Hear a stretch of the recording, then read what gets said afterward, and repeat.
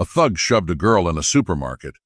What he didn't know, but he couldn't have possibly known, was that her grandfather was Chuck Norris. Before we dive into the chaos, drop a comment telling us where you're watching from.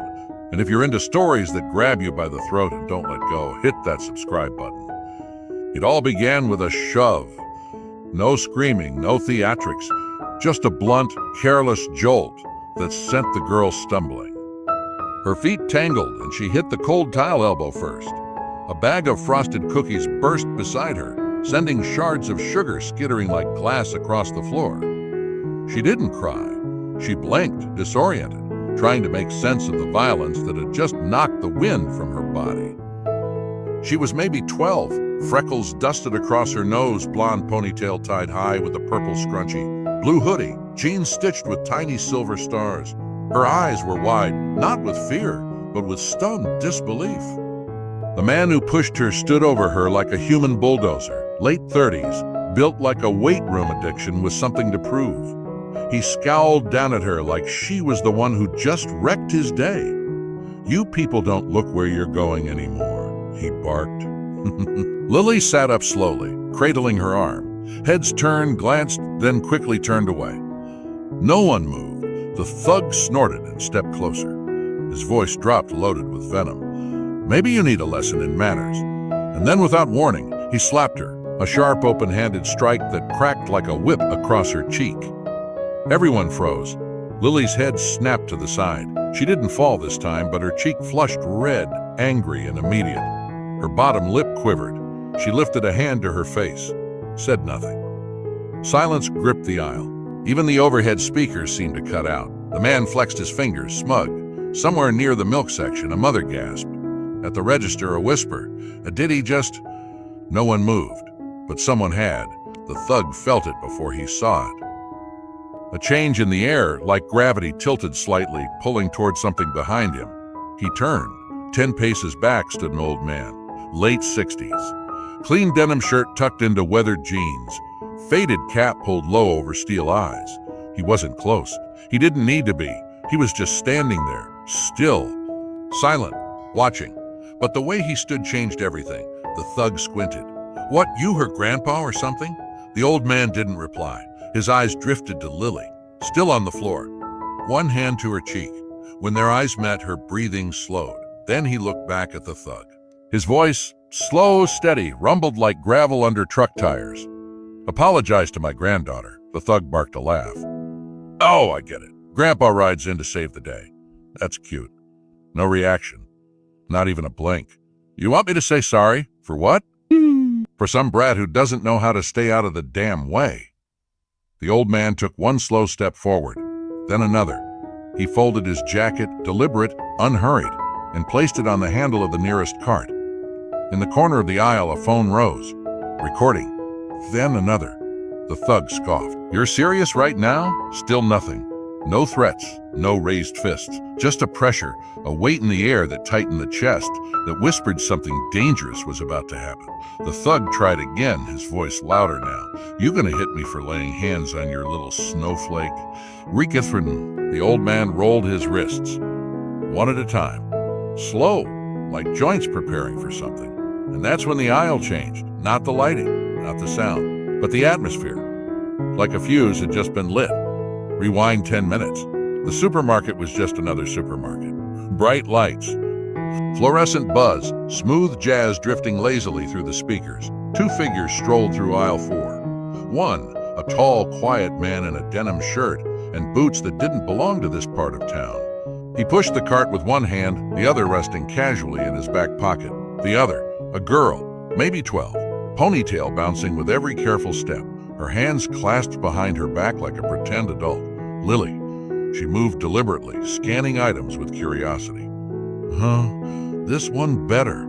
she asked, holding up 2 nearly identical boxes of crackers. The old man didn't answer immediately. He took both boxes, turned them over in his calloused hands, and read silently, then handed one back.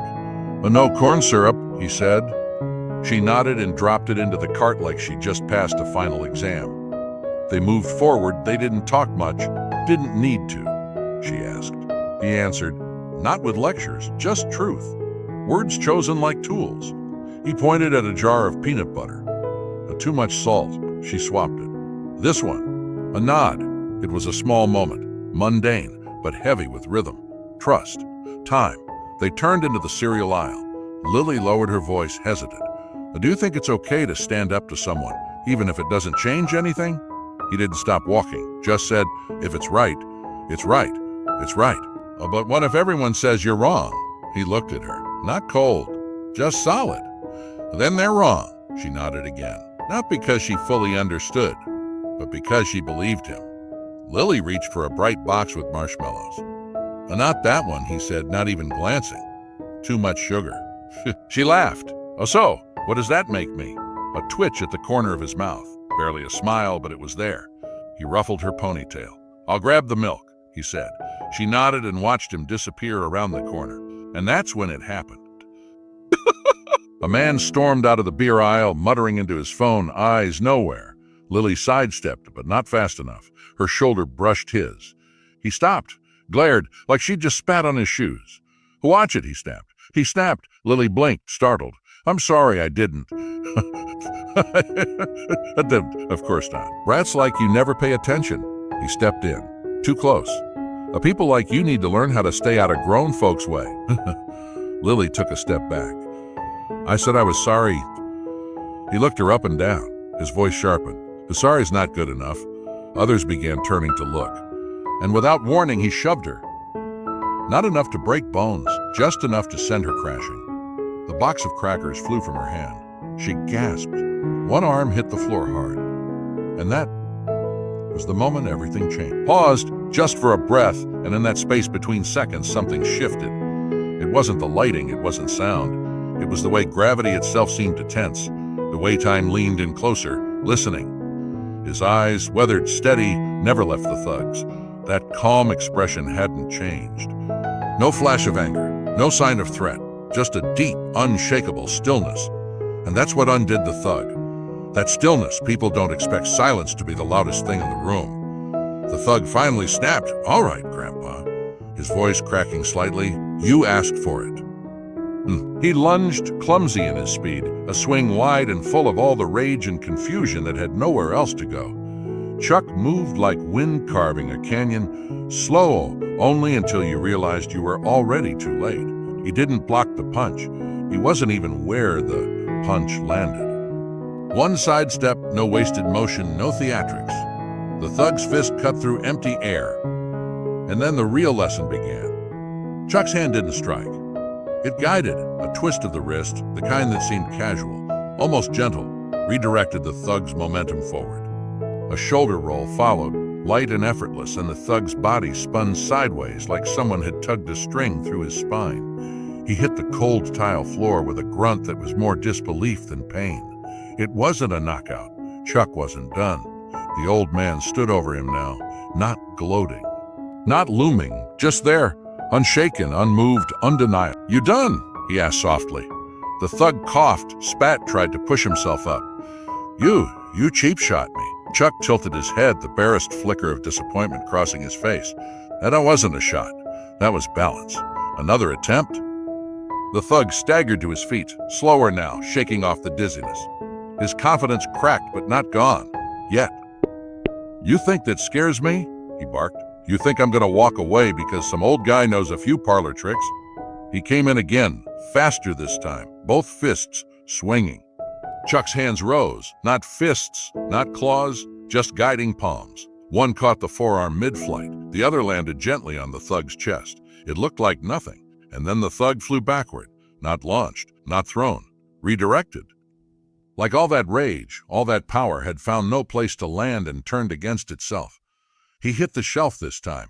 A rattle of canned goods toppled behind him. A soup can clanged near someone's foot. Someone gasped. Someone else whispered. Did he even touch him? Chuck exhaled once. Adjusted his collar. Nothing more. The thug didn't get up right away. Not because he couldn't, but because something deeper in him, some primal ancient part, had finally caught up to the truth. He'd never had a chance. He sat up slowly, the fight leaking out of his breath like air from a balloon. "Okay," he muttered. "Okay, I'm sorry." I didn't know she was with you." Chuck's head tilted slightly. "That shouldn't matter." The thug swallowed hard. I'm sorry. I lost it. I shouldn't have touched her." Chuck nodded once, then turned without another word. He walked back to Lily, still sitting on the floor, her fingers tight around her scraped elbow. He knelt again, this time with less urgency, and helped her to her feet. She stood slowly, wincing a little, then looked up at him. "You okay?" he asked again, his voice softer now. She nodded, then hesitated. "Grandpa, you didn't even hit him." A flicker of a smile passed across Chuck's face like a shadow moving across water. "I didn't have to." He dusted off her hoodie, his hand lingering for just a second on her shoulder. Behind them, the thug was still slumped against the shelf, dazed, ashamed, invisible now to everyone else. The moment had moved on without him. The crowd around the aisle began to breathe again. A few people lowered their phones. One man clapped just once, then awkwardly stopped, realizing this wasn't the kind of moment applause could touch. Chuck took the milk from the cart. "Well, let's go check out." Looked up at him as they walked. "Were you scared?" He shook his head. "You don't fear noise. You fear silence." "Oh." They passed the store employee who had first noticed him, the one who remembered. The kid nodded slightly, a silent gesture of thanks or reverence. Chuck returned it with a single glance, then kept walking. The jazz track over the speakers kicked back in like someone had unpaused reality. Life resumed. But nobody in that store would forget what they'd just seen. Not because it was flashy, not because it was brutal, but because it revealed something terrifying and beautiful. Real power doesn't need to shout. It just is. And in aisle 4 of that quiet grocery store, wrapped in denim and quiet grace, real power walked out with a 12-year-old girl and a gallon of milk enough. Enough. It was always enough. That tiny hesitation in a fighter's breath. That's where you win. Not in the punch. Not in the block. In the moment the other guy starts wondering if he should have picked a different aisle. Chuck didn't press. He just watched. Calm. Focused. A mountain that hadn't moved and wasn't planning to. The thug paced in a tight little circle now, chest heaving, muttering to himself. Trying to summon something. We're dead? Courage, rage, a second wind. But Chuck could already see it. The shift, the tilt, the unraveling that happens when the mask of dominance begins to crack and the fear underneath starts to show through. The thug pointed. Would think this is over? You think you made your point? I can go all day. Chuck didn't smile, but his eyes flickered like he almost could have. So can I, they seemed to say. Oh, come on, man. The thug snapped, fists clenched at his sides. Hit me back. Show these people you're not just some frozen food cowboy with a lucky elbow. Still, Chuck didn't move. That silence again. The hum of the overheads, the metallic rattle of a single tomato can still rolling near someone's foot. A cashier across the store whispered something into a walkie-talkie, but no one could hear what. Everyone else was waiting not for violence, but for truth.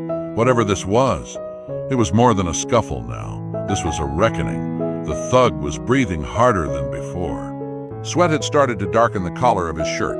His jaw clenched. His steps became uneven. The false swagger was starting to burn off like morning fog in sunlight. And Chuck just rotated his shoulders, flexed his fingers once. Not dramatic, just careful, controlled. He'd been here before. Not just in fights, but in life, where the loudest guy in the room thinks noise makes him strong. Chuck knew better. Strength wasn't noise. Strength was being the last one standing without raising your voice. The thug charged again. This time it wasn't a tactic. It was instinct. Angry, flailing teeth clenched. A wild swing aimed at Chuck's head. Chuck ducked left, let the blow pass above, and then he stepped in. Not flashy, not brutal, just precise. A palm to the chest.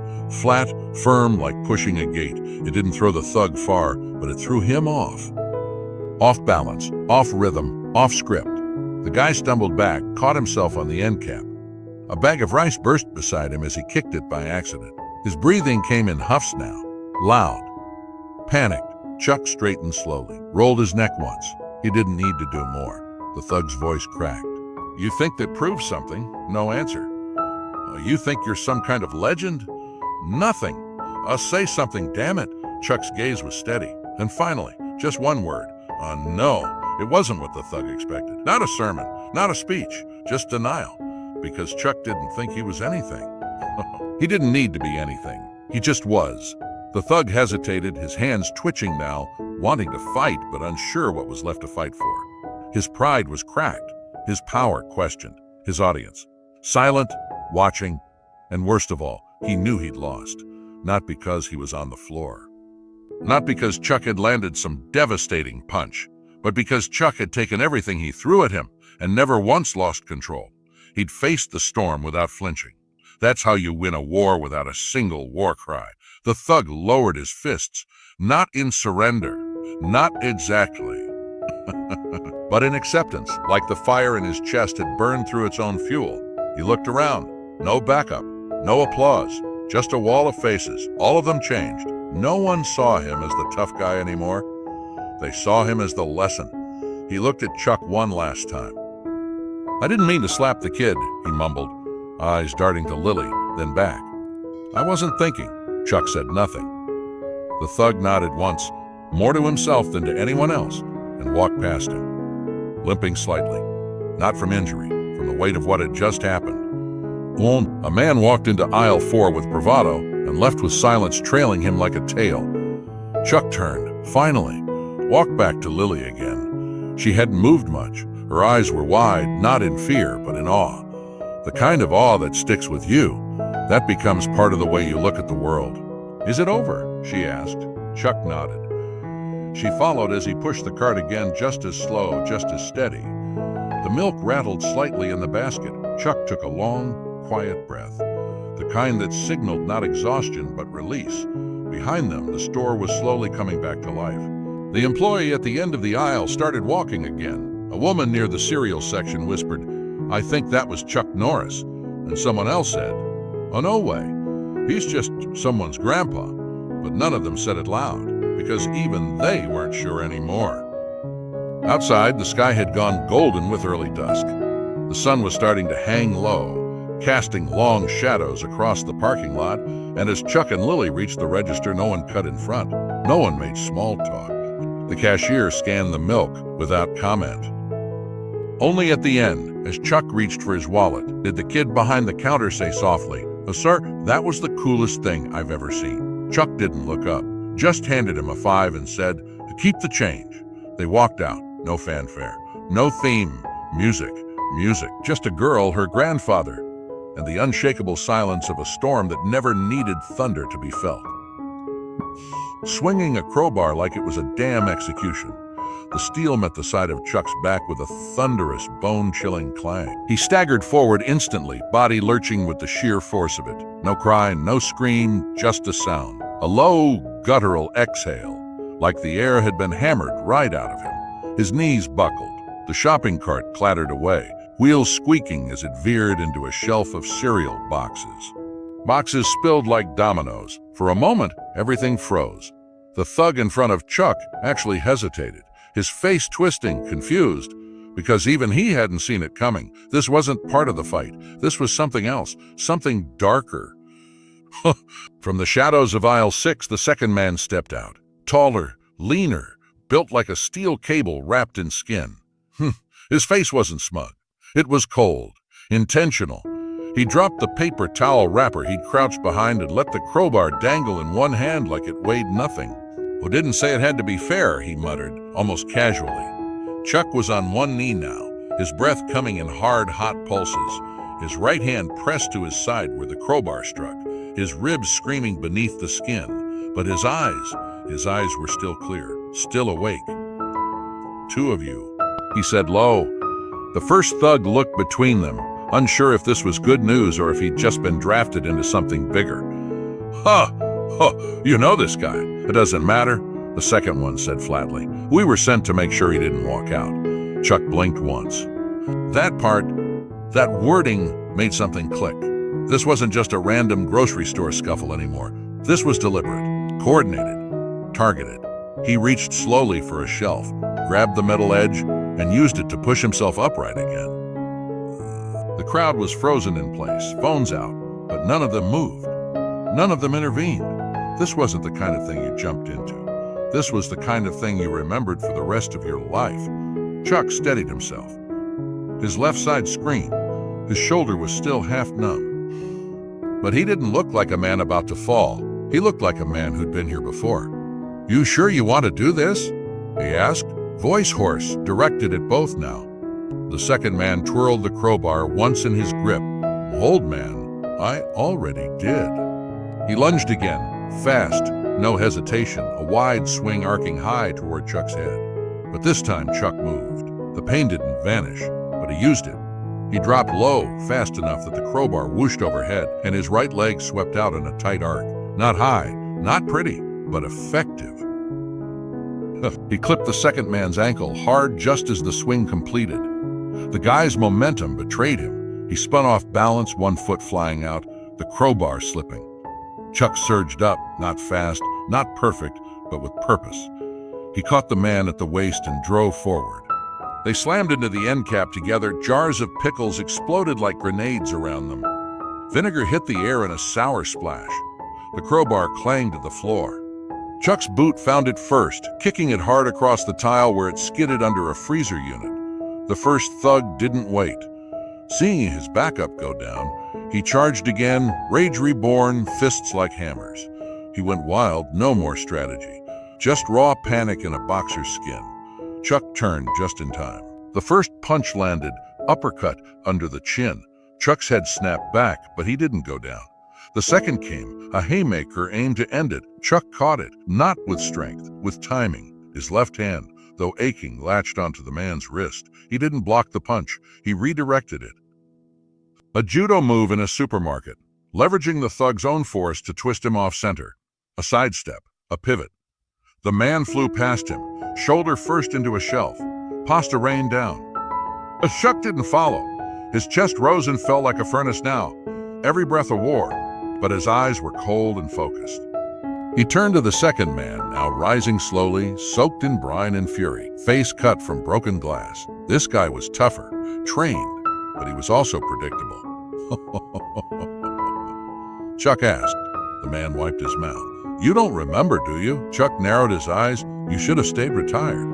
That word again, retired. Then it hit him. Not just a hit squad, not just revenge. This was personal, from before. Before Lily, before the quiet life, before milk runs and bedtime stories. Chuck's fingers curled into fists. Whatever this was, it wasn't random. It was payback. "I'll tell your boss," Chuck said, stepping forward. Each movement deliberate, each step heavier than the last. He should have sent more than two. The second man bared his teeth. "We're enough." But even he didn't sound so sure anymore. Chuck's stance lowered. The pain was real. The bruises weren't faked. But the fire in his gut, it was reigniting now. One breath, one movement. He didn't want this fight. He didn't want this fight. But if it came to him, if it followed him into the milk aisle while he was with his granddaughter, then he'd finish it. He always did. He was on Chuck in 2 strides. No feints, no threats, just pure calculated movement. His steps were surgical, not wild. A fighter, not a thug. The kind of guy who didn't swing for intimidation. He struck to disable. Chuck barely got his left foot planted when the first hit came. A low jab, sharp, aimed at the ribs just above where the bat had struck. Chuck twisted enough to take it on the oblique, but the pain was white hot. His knees wobbled. This one wasn't just here to win. He was here to finish. Chuck shifted back, barely, and the man followed like a shadow. A short, tight elbow came for Chuck's chin. Close range, all power. Chuck ducked, barely, the tip grazing his hairline. The next hit was already coming. A knee, rising fast. Chuck managed to twist, took it in the hip, but even the glancing blow nearly dropped him. This wasn't a street fight anymore. This was an execution. But Chuck's eyes, clouded and red, still saw. He didn't try to match the man's speed. He couldn't, not like this, so he did the only thing left. Endure. He took one more blow to the ribs and then latched onto the man's jacket with his left hand. It wasn't elegant. It wasn't a move from any playbook. It was just grip, raw, stubborn, human. He yanked the guy forward as hard as he could, throwing his weight into the man's chest. It wasn't an attack. It was a stall. They both staggered. The trained fighter stepped back instinctively, recalibrating. Chuck sucked in air through his teeth. His lungs were fire now, His spine was soaked in blood and sweat, but he was still upright, still thinking. The man in the leather jacket adjusted his footing. His face unreadable. He flexed his fingers once, a small gesture, and Chuck recognized it. Not from a bar fight, from somewhere else. Military? No, not quite. Something Moore's book. The two original thugs didn't move. They were just watching now. Chuck could feel it.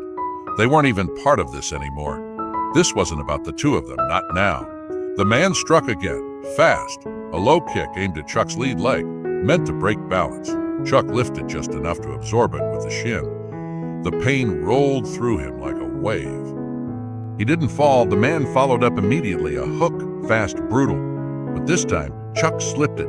Not clean, not perfect, but enough to ride the blow and take the sting out. Then he struck back, a short jab. Left-handed, weak, but placed just right, square into the man's sternum. Not enough to knock the breath out, but enough to make him step back. The crowd exhaled, some in disbelief, some because they'd stopped breathing. Chuck didn't push. He couldn't, but he didn't drop either, and that was worse for them, because it meant he was still calculating, still here, still dangerous. The man in the jacket paced now left, then right, watching. His hand stayed low, relaxed. That was the scariest thing. He wasn't angry. He wasn't even annoyed. He was just measuring. Chuck had fought enough killers to know what that meant. This guy had been sent in as insurance. Not backup, not muscle, closure. We're not like the others. Chuck rasped, spitting blood. The man paused mid-step. A small smirk flickered. Neither are you. Then he struck again. This time, a blur, a leg sweep, low and fast. Chuck saw it late. His right leg came out from under him. His body hit the floor hard, shoulder first. A scream of pain stayed locked behind gritted teeth. He rolled once, got to his knees. The man didn't follow with another strike. He just waited, letting Chuck feel it, letting him decide. But Chuck didn't pause. He lunged, clumsy, pained but sudden, closing the distance, not to strike but to collide. The two bodies crashed together, and Chuck locked his arms around the man's waist. He didn't throw him. He didn't lift him. He just held on. The man tried to step back. Chuck didn't let go. His grip was weak, but his weight did the work. He used the man's motion against him, twisted his own body off balance, and pulled them both down. They hit the tile hard. Chuck landed on top. Barely. Pain screamed through every nerve in his body. But he moved. He didn't punch. He didn't yell.